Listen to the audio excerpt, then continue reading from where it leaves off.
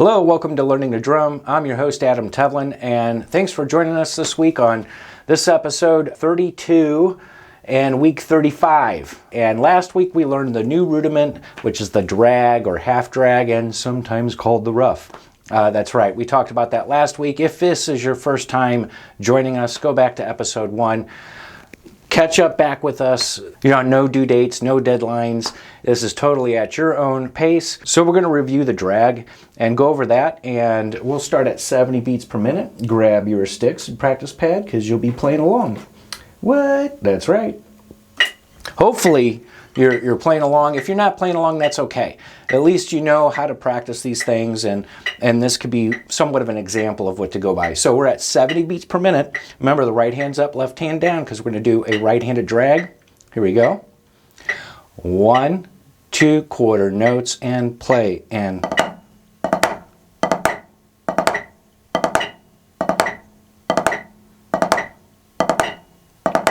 remember, it's like the flam.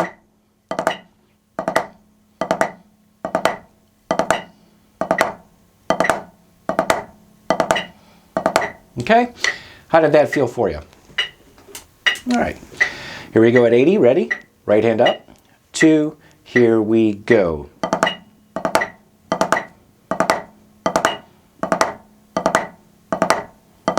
Not too bad, huh?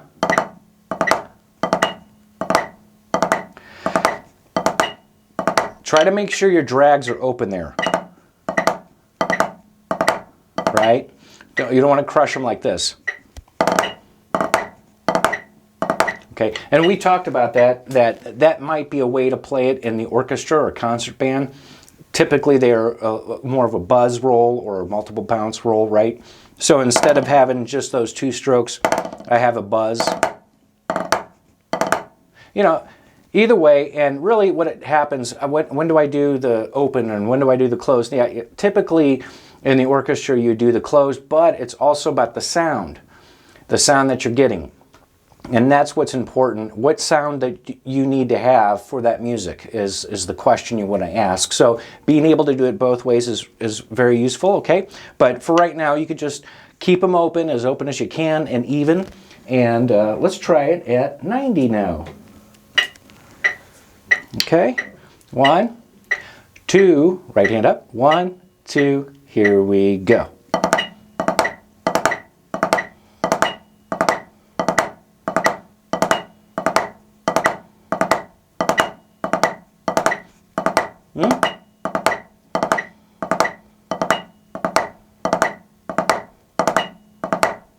Last time.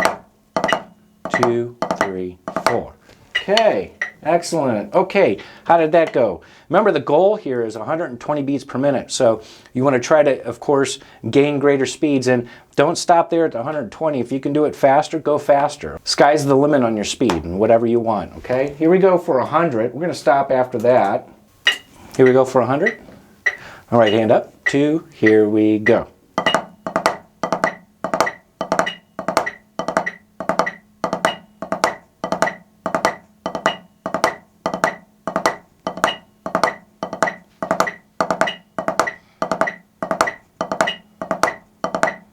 This time, 2, 3, 4. Okay. All right. So that is the drag. We reviewed that. And like I said, don't let the 120 stop you. Keep on going faster if you can, okay? Now, we're going to get into a new exercise that we're going to be able to apply these drags, okay? Now, if we turn to page 37, you'll see there the drag exercise. Now, there's no accents in this, and the drags that we're playing here in this exercise are supposed to be as even as possible and the same height and the same volume as the regular 16th notes. Notice how we have the tremolo marked where the drag is. So that's one shorthand way of writing those drags, and we talked about that in the earlier episodes. So we're going to break this down 4 measures at a time, and then we'll try it together at 70, and the goal for this drag exercise is going to be 90 beats per minute. Don't let that stop you. Of course, go on to greater speeds, but let's go ahead and break this down. The first 4 measures, if you notice, we have a measure of 16th notes, and then another measure with the drag falling on the downbeat, okay, the 1, 2, 3, and 4. Okay, and then we have another set of 16th notes, And then after that, on measure 4, we have the drag now on the E, okay? So how does that going to sound? Well, remember how our digga-digga-dars, that exercise? Okay, same type of concept, except now we're isolating the diddle on any part of the beat, okay? Whether it be the downbeat, the E, the and, or the okay? So the first 4 measures, you don't have to play with me. You can just hear how it sounds. Sounds like this. Remember, we're going to be as even as possible on those diddles. Okay, here I go. 1, 2, 3, 4. 1, 2, 3, 4. Notice how I'm doing the drag. 2, 3. Now for the E, 1, 2, 3, 4. Okay? As you can see that my double beat, technique carries over into this exercise. My digga-digga-dars technique carries over into this exercise. And so that's the kind of thing that you want to really hone into, is what you've done before and how can we apply it to here. Okay, now the next 4 measures, we have another set of 16th notes, right? 1 E and a 2 E and a 3 E and a 4 E. Now the next measure after that, the drag comes on the and. Okay, so we have the 1, the E, and now the and. And then we have another set of 16th notes for measure 7, and on that 8th bar, we're now dragging on the Okay, so it's going to sound like this, measures 5 through 8. Here I go.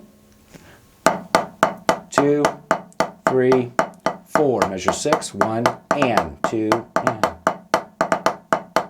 1, 2, 3 for the 4, 1. So there it is, the first 8 bars. After that, it gets a little tricky, okay? So now we're dragging on the 3, the of 3, and the and of 4 in measure 9. And then we got 2 beats of 16th notes before that, right? Well, the next measure after that, we have 2 beats of 16th notes. And now we're dragging on the E of 3, the downbeat of 4, and the of 4. And then again, 2 more beats of 16th notes. And then we have 5-stroke rolls consecutively back to back. What's a 5-stroke roll? We'll get to that a little bit later, but you will learn it in the season. But just to let you know, that is the 5-stroke roll. And going on to the next measure, of measure 12, we have again 2 beats of 16th notes, and then now we're displacing that 5-stroke roll to where we're rolling on the E of 3, the and then the first 2 16th notes of the downbeat of 4. And then again, we have another set of 16th notes, 2 beats, right? And the 5-stroke rolls on the downbeat of 3, starts on the downbeat of 4. And then going on to the next measure, we're now on the and on beats 3 and 4 with our diddles, right? And then the last 2, or last 3 bars technically, the last 2 bars though, minus the quarter note at the very end, you have this 2 beats of 16th notes, but then you're rolling for that entire time until it stops. So remember we talked about in digga-digga-dars that we can count our rolls like this: 1, 2 E and a, 3 E and a, 4 E and a, okay? So it's going to be that kind of thing when you get down to those last 2/3 bars, whatever you prefer. Okay, I'll play the next 4 bars now, measures 9 through 12. You don't have to play with me, just so you can hear how it sounds. Here we go. 1, 2, 1, 2, 1, 2, 5 strokes. 1, 2, and okay, so there's the next 4, and now the last 4 bars, I'll just play those for you. 1, 2, 1, 2, 1, 2, here's the roll, 3, 4, 1, 2, 3, 4. Okay, so really that's the exercise. Let's try it together. We're going to do it at 60, and I think that's a fairly decent tempo. It's not too slow and not too quick. Hopefully you can hang along. If not, that's okay. Okay, here it goes from the top. Here we go. Ready? 1 and a 2 and a ready and a go E and a.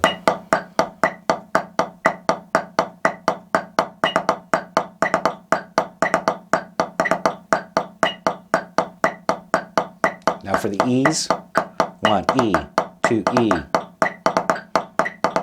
1, 2, 3, 4. Ands, 1 and 2.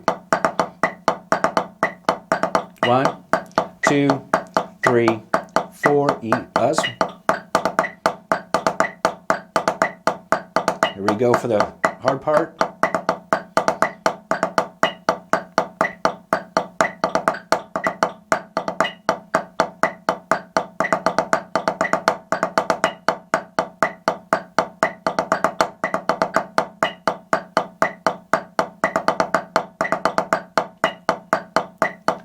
Tap, tap. 1, 2, 3, 4. Okay, that is the exercise at 60 beats per minute. Okay, now I'm going to play it at 90 beats per minute so that way you can hear what that's going to sound like. That is our goal. If you don't get there right off the bat, that's okay. So I'm going to bump it up to 90. Here we go at 90. You don't have to play with me, just hear how it sounds. Here I go. 1, 2, here I go. And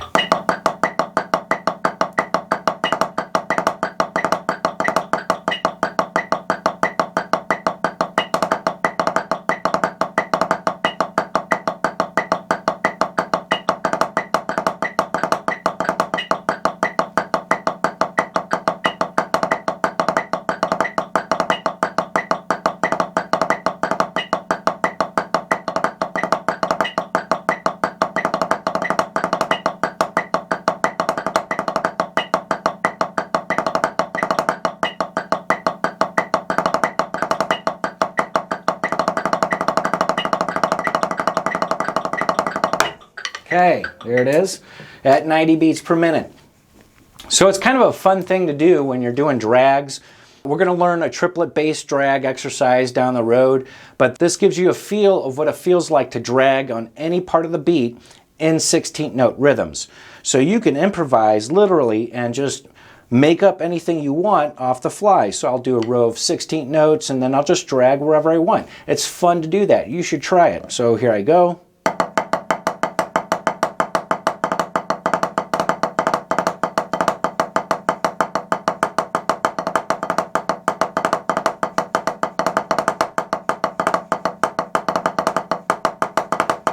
You can get kind of groovy with that. You can add accents if you want as well. So it sounds kind of like maybe something like this.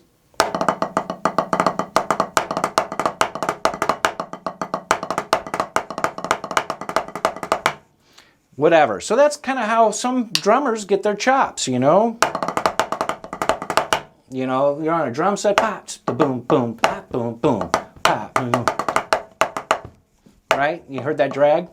Notice how I'm more relaxed though, and that's the whole thing about the gelatin mold, is that at the beginning you're going to be very strict. Now, I'm not saying stiff, okay? You want to really incorporate that push-pull, drop-catch, whatever you want to call it, into every drag that you do. And notice that everything sounds even, okay, as best as I can. I'm not perfect, and nobody ever is, and nobody can play perfectly, but you want to try to strive for that perfection. So make sure that everything's even.